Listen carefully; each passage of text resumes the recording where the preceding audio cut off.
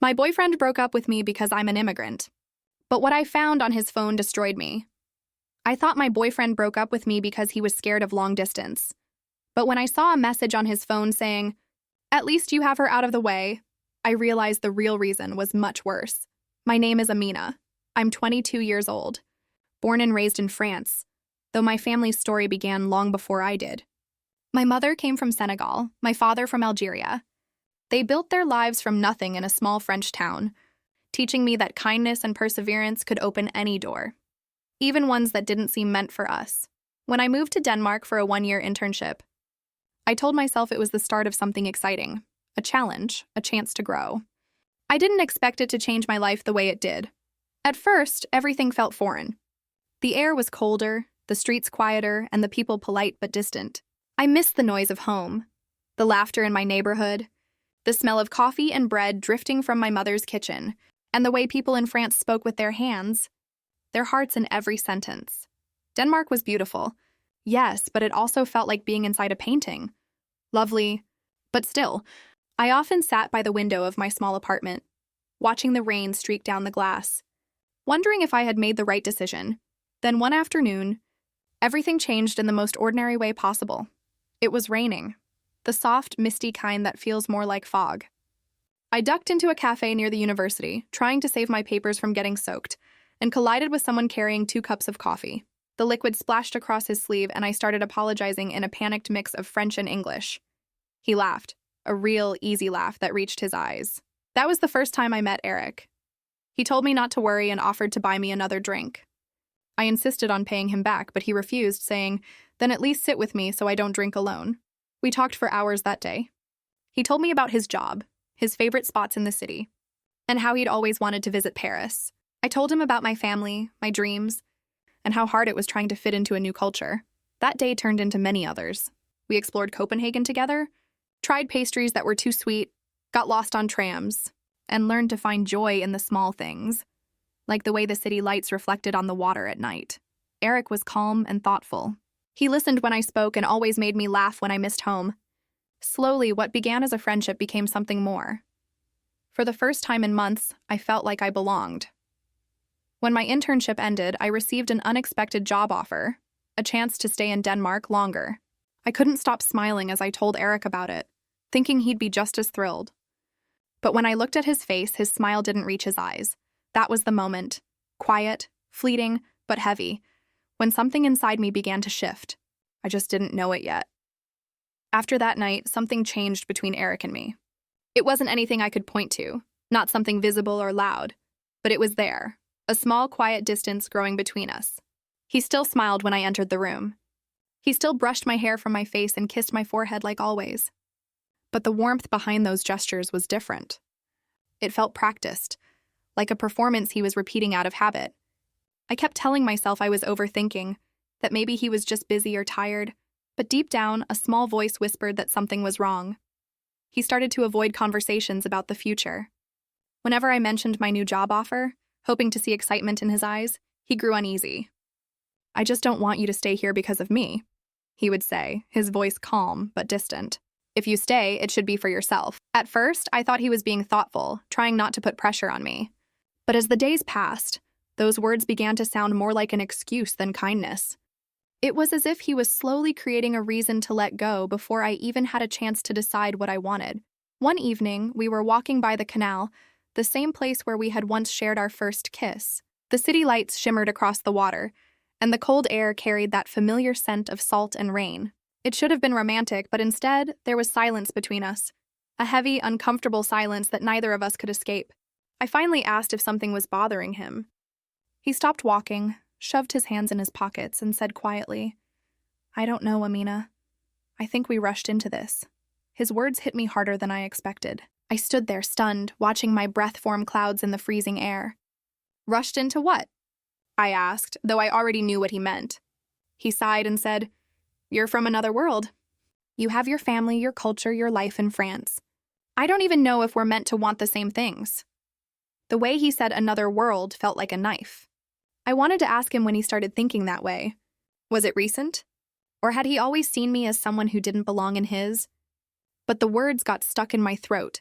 He went on, saying he didn't want me to stay in Denmark for him and regret it later. He said he wasn't sure about us. I remember the way his voice sounded, calm, almost rehearsed, like he had practiced saying it to himself beforehand.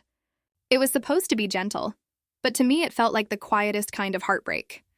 I tried to hold myself together, nodding as if I understood. But my chest ached so deeply that I thought I might cry right there beside the canal. That night, I lay awake staring at the ceiling, listening to the sound of rain against the window. His words echoed in my head. Not because I didn't understand them, but because I couldn't believe they were coming from the same person who once told me I was the best thing that ever happened to him. I told myself maybe he was just scared of commitment or uncertain about his future. I decided to give him time, to believe that the man I knew, the kind, gentle man who had laughed with me in that cafe, would find his way back. A few days later, I went to his apartment to collect some of my things. He wasn't home. The space felt too quiet without him, the faint scent of his cologne still lingering in the air, the coffee mug we used to share sitting by the sink. I tried not to cry as I folded my clothes. I told myself it wasn't really over, that we just needed space to think. Then, out of nowhere, I heard a faint vibration. His phone lit up on the table. I didn't want to look. I tried to ignore it. But when I saw the message preview, my whole body froze. At least you have her out of the way? My heart started to race. I stared at the words, feeling the air leave my lungs. My hands were shaking, and before I could stop myself, I opened the message. What I saw next shattered everything. The chat was between Eric and one of his friends, the same friend he used to joke with on weekends. Their messages were cruel, mocking, and full of things I never thought he could say. It was fun while it lasted, one of his messages read. She's not the type you marry. Another said, she's too different. My parents would never understand. I thought she'd leave after her internship anyway. Then I saw the one that broke me completely. The sex was great, and she's easy to impress. I actually felt bad because she seemed so in love with me. My stomach turned. I could barely breathe. The phone slipped from my hands onto the couch as my eyes filled with tears. It wasn't just betrayal, it was humiliation. Every tender word he'd said to me, every promise, every moment I thought we shared. It was all just a lie. I wasn't his partner. I was a phase. A story he told his friends to make himself look interesting. I didn't scream or break anything. I didn't even cry right away. I just stood there, numb, staring at nothing. Then slowly, I picked up my suitcase, placed his keys neatly on the table, and walked out the door without saying a single word. The air outside was freezing. Snow had started to fall, covering the streets in quiet white layers. As I walked, my tears finally came. They burned my cheeks, disappearing into the snowflakes. I passed by the places that once meant something. The park where he taught me to ride his bike, the cafe where we first met, the bridge where he said he loved me. Each step felt like a goodbye I hadn't planned to say.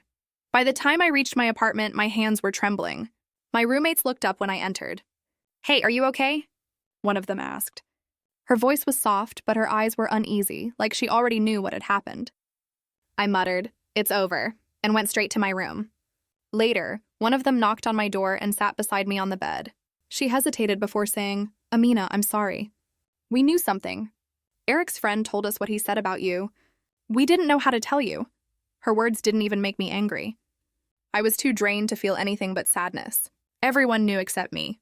I was the last person in on the joke, the one who had loved sincerely in a story that was never real. That night, I decided I couldn't stay any longer.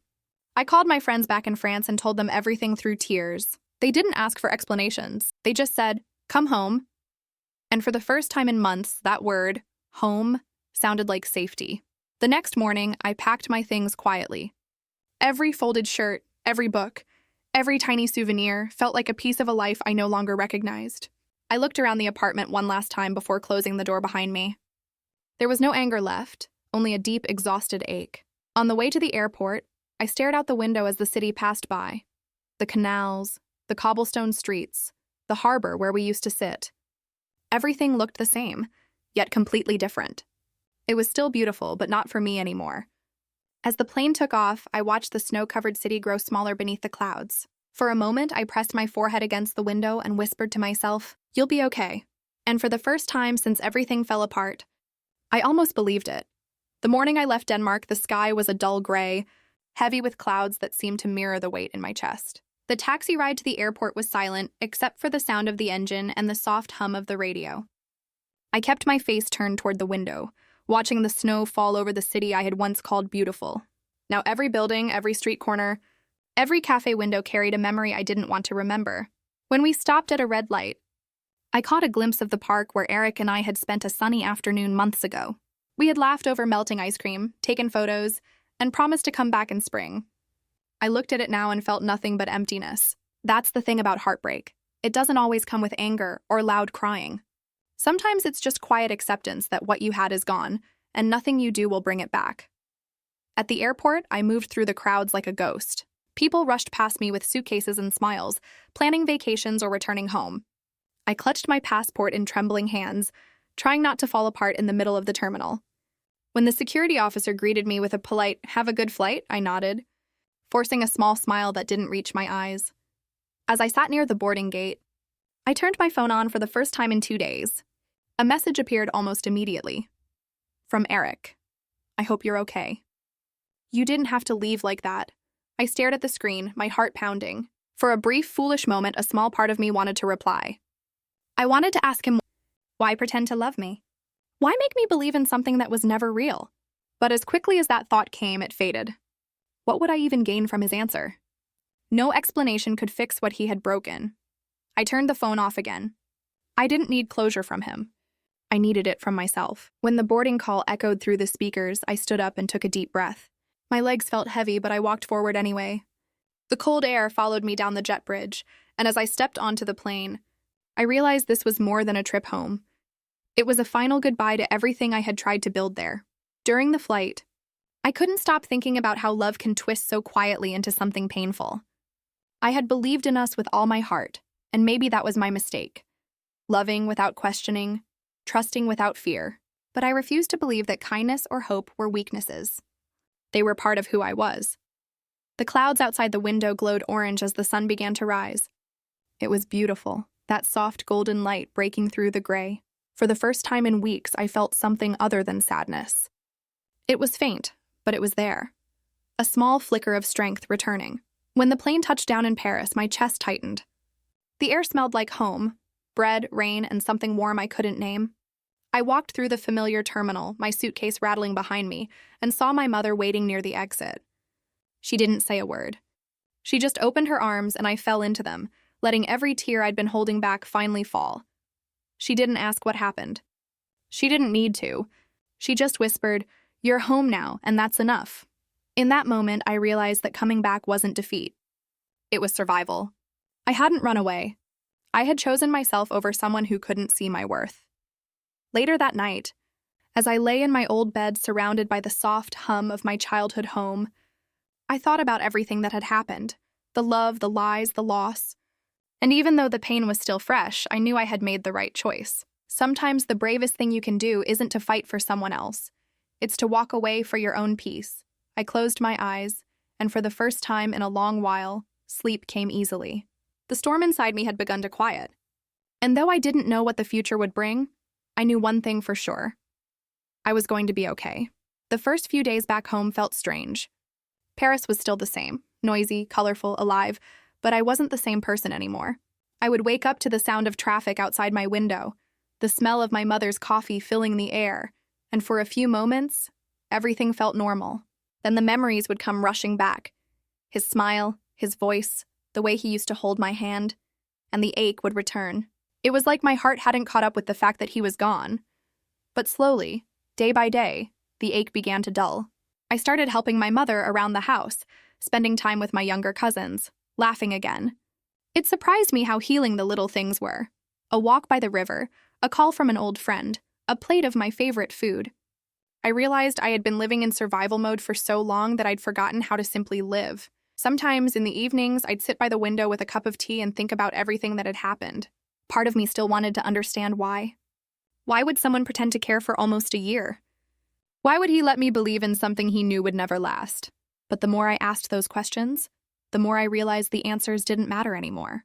What mattered was what I learned from it. About love, about people, and most of all, about myself. I learned that being kind doesn't mean being naive. Loving deeply doesn't make you foolish. Trusting someone isn't a weakness. The real mistake is letting someone else's cruelty convince you that your heart is the problem. I had loved sincerely, honestly, and that wasn't something to be ashamed of. The shame belonged to him for taking something pure and turning it into a joke. One afternoon, a few weeks after I returned, I went for a walk through the park near my old apartment. The air was crisp and the trees were beginning to bloom. I stopped by a bench and watched children running across the grass, their laughter echoing in the distance. For the first time since everything happened, I felt peace. Not the kind that comes when the pain is gone, but the kind that comes when you accept it as part of your story. I thought about Denmark then, the city that had once felt like a dream. I realized I didn't regret going there. I didn't regret meeting him either. Because even though he hurt me, that chapter had taught me something that no classroom or book ever could. It taught me that love isn't about where someone is from, how they look, or what language they speak. It's about respect, empathy, and truth. And if those things are missing, it's not love, no matter how beautiful it looks from the outside. Weeks turned into months. I started working again, reconnecting with people I had drifted from. Life began to move forward, slowly but surely. There were still moments when I missed him. Not the real him, but the version of him I thought existed. But every time that feeling came, I reminded myself of the truth. I didn't lose him. I lost someone who never truly saw me. And that, in the end, was a blessing in disguise. One evening, I sat on my balcony watching the sunset. The sky was streaked with gold and pink, and the city lights were just starting to flicker on. I thought about how far I'd come. From that girl crying in a cold Danish apartment, to the woman sitting here now, stronger, calmer, and finally free. I don't know where life will take me next. Maybe I'll travel again, maybe I'll meet someone new, or maybe I'll just focus on myself for a while. Whatever happens, I know I'll never settle for someone who makes me feel small. I'll never let anyone convince me that where I come from makes me less deserving of love. Because I've learned that self-respect is the strongest kind of love there is. It's the foundation that no betrayal can shake. So now, when I think back on that chapter of my life, I don't feel bitterness anymore. I feel gratitude for the lessons, for the growth, and for the chance to start over. He once said I was easy to impress. Maybe that was true. But I'd rather be easy to impress than impossible to love. So what would you have done in my place? Would you have confronted him before leaving or just walked away like I did? Let me know in the comments below, and don't forget to like, share, and subscribe for more stories like this.